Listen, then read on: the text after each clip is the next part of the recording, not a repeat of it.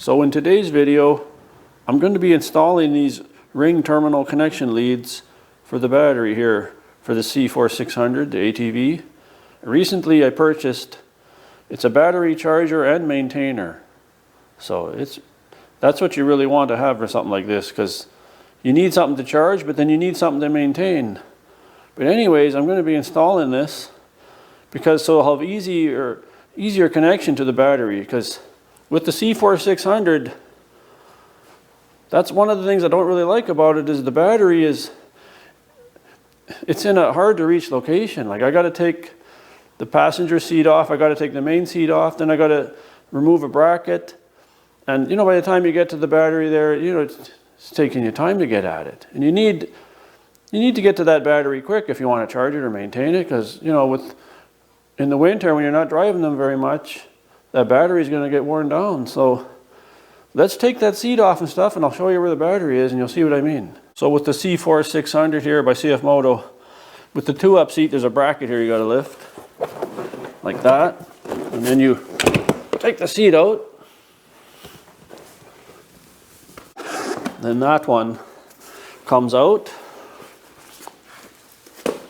So now with both seats off, this is where the battery is, under there. I got to take a cover off, and hopefully I don't got to take this bracket. That's where the 2-up seat hooks to. Like, I'm not removing the battery. To remove the battery, it would take some work. You got to take a bunch of things off. But hopefully with this cover, then I can get to the terminals.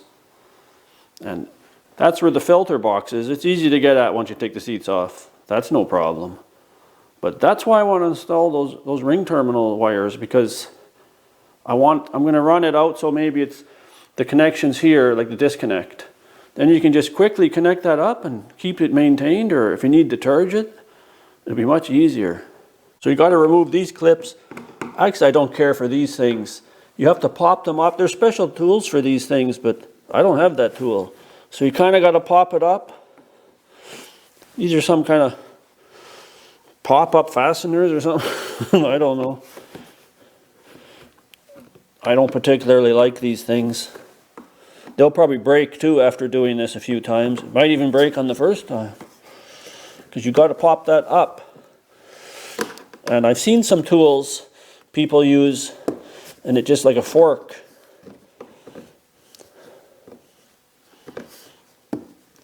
Anyways, I'll get those all off. I'm not going to bore you watching this. And when this is off, then you can see the battery, hopefully. So I got these clips popped up. Actually, I was using a screwdriver and it went flying. I still haven't found it. I'm going to have to look after the video. But I unhooked all those, and I had to take off those things here probably for rubbing against the seat. They're attached to here. And I still can't get this out. There's more clips under there, one on that side, one on the other. So you can see why I'm doing this. I wish the battery was in a different location. Like, this isn't just because it's CF Moto. I'm sure other brands have batteries under the seat area or stuff. But I've seen some have it under the front, by the front wheel there.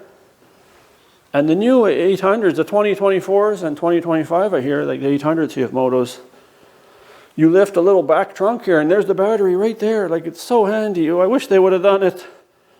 Otherwise, we're enjoying this, but the battery, it's in a funky location. And the battery should last a while, like a few years. If I maintain it and everything, hopefully I get 3-4 years out of it. So it's not that big of a worry, but I want to do this now because winter's approaching, and if it sits for a while and I can't start it, then I'll be frustrated. So I'll get the rest of this off, then hopefully you'll actually see the battery. So there's the battery, guys. There was some covers on the negative and the positive terminal. I pulled those back. Actually, there was a cover over top. I just pushed it off. It's attached to this rubber handle. I guess that's to take the battery out, but I had a heck of a time trying to undo that. I'm just going to leave that. I don't need to take the battery out right now, so I'm just going to leave that. I'm just going to attach now the ring clips here to the terminals. And then we'll test it out and see if it works. I'll just show you guys this. I took off the terminals. You start with the negative and then take the positive off.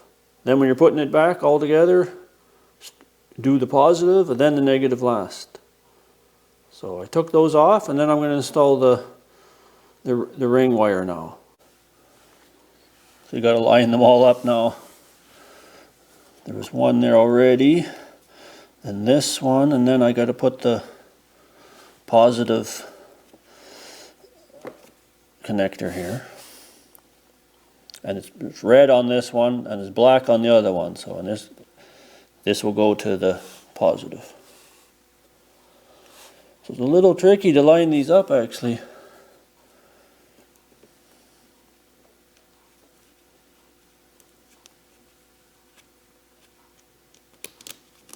We get two first.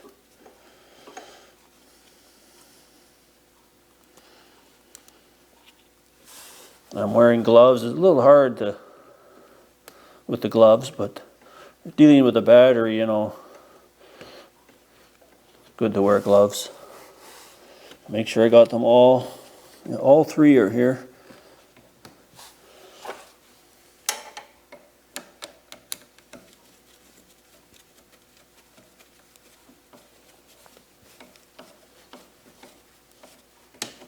There. I'll check them again.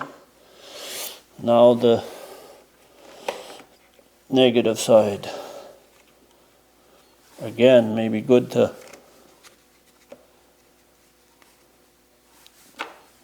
get them all lined up like this. And this smart charger maintainer, if I did something wrong here too, it'll detect, when I plug this in, it'll say it's not connected right, you got them reversed. So it's good to get one of these modern ones like that.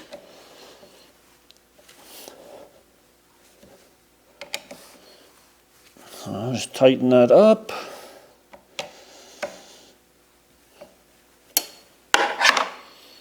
I'll put the covers back.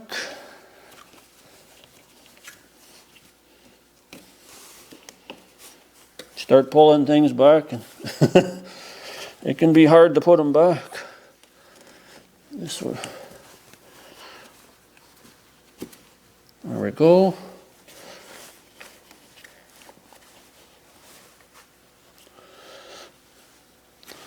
Take a look with the flashlight.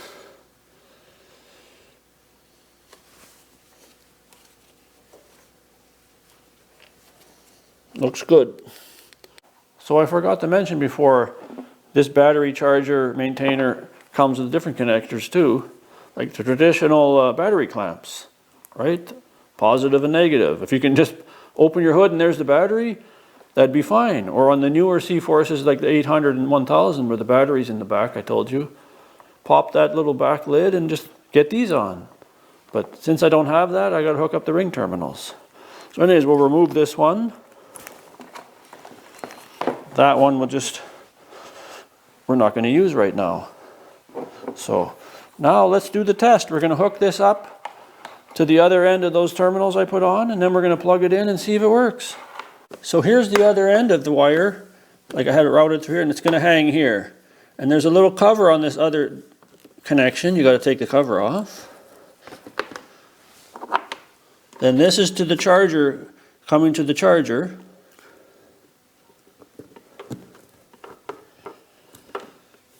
And now I'm going to plug the charger in, and then we'll see what it's showing. It's hooked up to the battery. There's the other connector coming. And there's the charger. Like, it's reading pretty strong. This battery's new, right? So there's no problem. But it'll turn into a maintainer once it's got a full charge.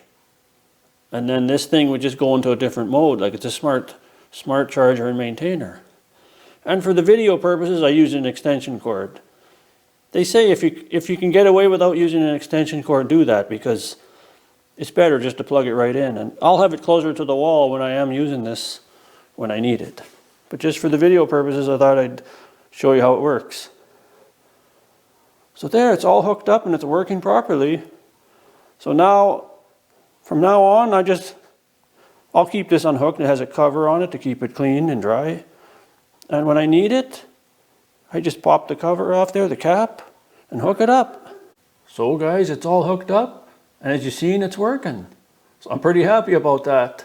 But that's the thing with these newer charger maintainers. they're smart. So if you hook up something wrong, it'll tell you. You'll get some error message or something. It's just not going to go and then you reversed it and then you get a bunch of sparks. It'll say that, like, it's idiot proof.